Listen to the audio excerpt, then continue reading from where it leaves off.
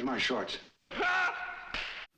Hello everyone, my name is Richard Wong, and today I'm going to do a video blog on a movie called Dr. Strangelove. Or How I Learned to Stop Worrying and Love the bomb.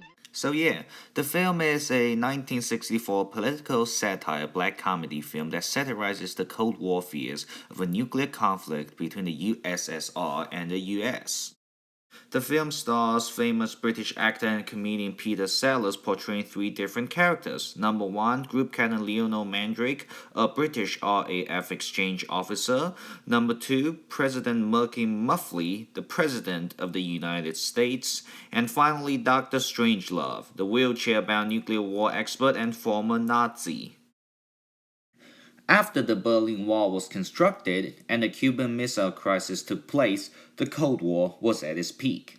Hence, director Stanley Kubrick decided to create a film that used dark comedy to criticize the fears, such as The Red Menace and Mad, of that era. This can all be summarized by my advisor Mr. Enos as it used deliberate, unsubtle slapstick comedy to deliver a message about something that at the time was anything but funny, the threat of nuclear war.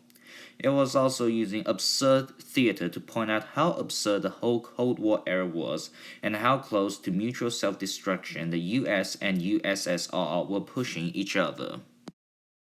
The following are some of my favorite clips of the movie and my explanation of what they criticize. Yes. Have you ever heard of a thing called fluoridation? Fluoridation of water? Yes, I have heard of that, Jack, yes. Yes. Well, do you know what it is? No, I don't know what it is now.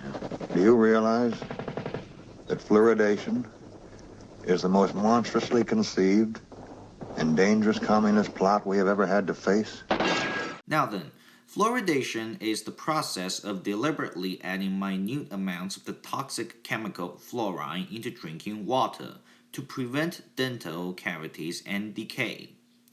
The communist fluoridation conspiracy was formed in the 1950s and 1960s. Americans thought that fluoridation was a communist plot to brainwash and deteriorate the health of young people. Fine, I can hear you now, Dmitri.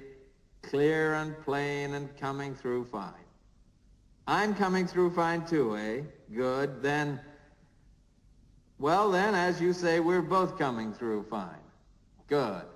Well, it's good that you're fine then, and I'm fine. I agree with you. It's great to be fine. Now then, Dmitri, you know how we've always talked about the possibility of something going wrong with the bomb. The bomb, Dmitri. The hydrogen bomb. Well, now, what happened is, one of our base commanders, he had a sort of, well, he went a little funny in the head. You know, just a little funny. And he went and did a silly thing.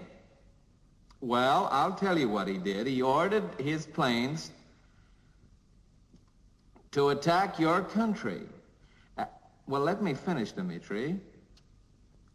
Let me finish, Dmitri. Well, listen, how do you think I feel about it? Can you imagine how I feel about it, Dmitri? Why do you think I'm calling you? Just to say hello?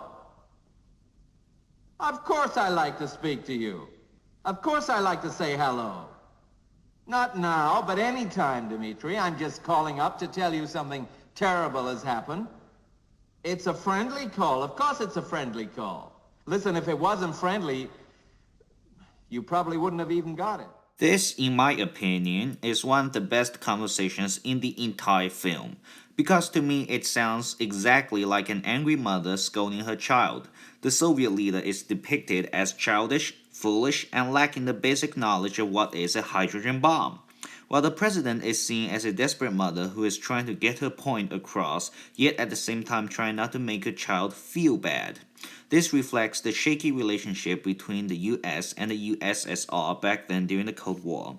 Though one thing I don't like is that the film is biased, because it portrays the US president as the only one that was striving to keep the peace, and the USSR as a reckless, warmongering imbecile. Yes. But look here, Doctor, wouldn't this nucleus of survivors be so grief-stricken and anguished that they'd, well, envy the dead and not want to go on living? After a good day's laugh, the film ends by reminding us that nuclear weapons aren't something to be taken lightly, and that the consequences of a nuclear war is anything but positive.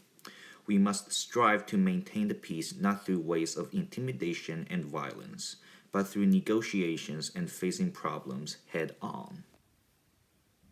I hope you've enjoyed this vlog. Thank you for watching.